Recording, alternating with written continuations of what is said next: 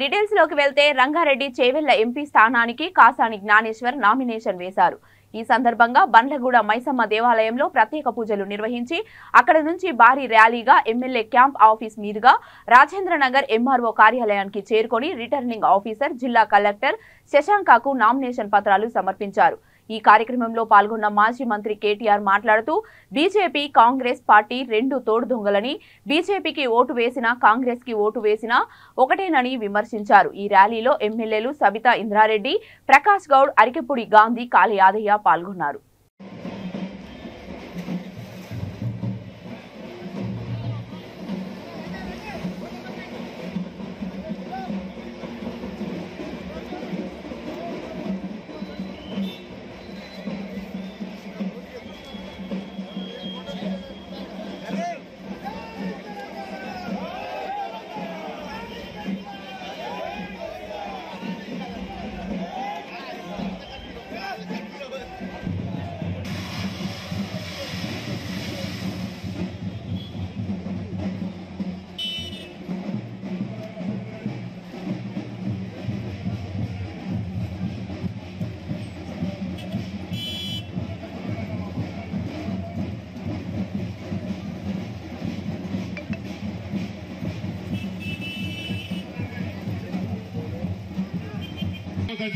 గుణపాఠం చెప్పే విధంగా మన పెద్ద ఎత్తున కింది స్థాయిలో వెళ్ళి ప్రతి ఒక్కరము మేమే క్యాండిడేట్ అనేటట్టు, నేనే ఎంపీ అభ్యర్థిని అనేటట్టు ప్రతి ఒక్కరం కూడా పనిచేసి ఈ రోజు మన అభ్యర్థిని గెలిపించి పంపిద్దామని తెలియజేసుకుంటూ జై తెలంగాణ. ఈ రోజు నుండి మనం ఫీల్డ్ లోనే ఉండి 13వ తారీఖు వరకు అందరం కూడా కష్టపడి పనిచేసి కేసీఆర్ గారు ఏ నమ్మకంతోనైతే మన దగ్గరికి కాసాని జ్ఞానేశ్వర్ గారిని పంపించారు.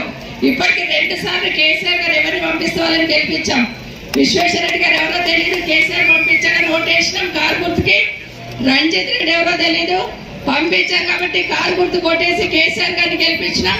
ఇప్పుడు జ్ఞానేశ్వర్ గారు అందరికీ పరిచయం, ఈ జిల్లాలో అందరితో మమేకమై అందరితో అనుబంధం ఉన్న వ్యక్తి.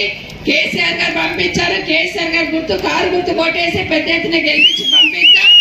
చేవెళ్ల పార్లమెంట్ అంటేనే బీఆర్ఎస్ అడ్డా అనేటట్టు ఈనాటి పార్లమెంటు ఎన్నికల సందర్భంగా ఇక్కడికి వచ్చేసినటువంటి గౌరవ పెద్దలు పూజ్యులు కేటీఆర్ గారికి, అదేవిధంగా పెద్దలు సబితా ఇంద్రారెడ్డి గారికి, ప్రకాష్ అన్న గారికి,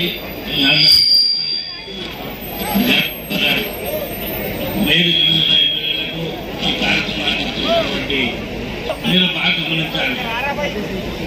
ఎన్నికలు 20 రోజులు ఉన్నాయి. ఈ ఎన్నికల్లో భాగంగా చాలా మంది చాలా విషయాలు మాట్లాడినటువంటి సందర్భాలు ఉన్నాయి. మీరు ఒకటి బాగా గమనించాలి.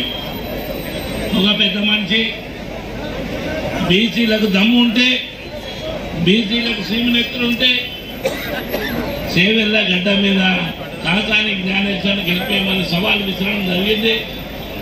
సబ్బండ వర్గాలతో కూడుకున్నటువంటి సమాజంలో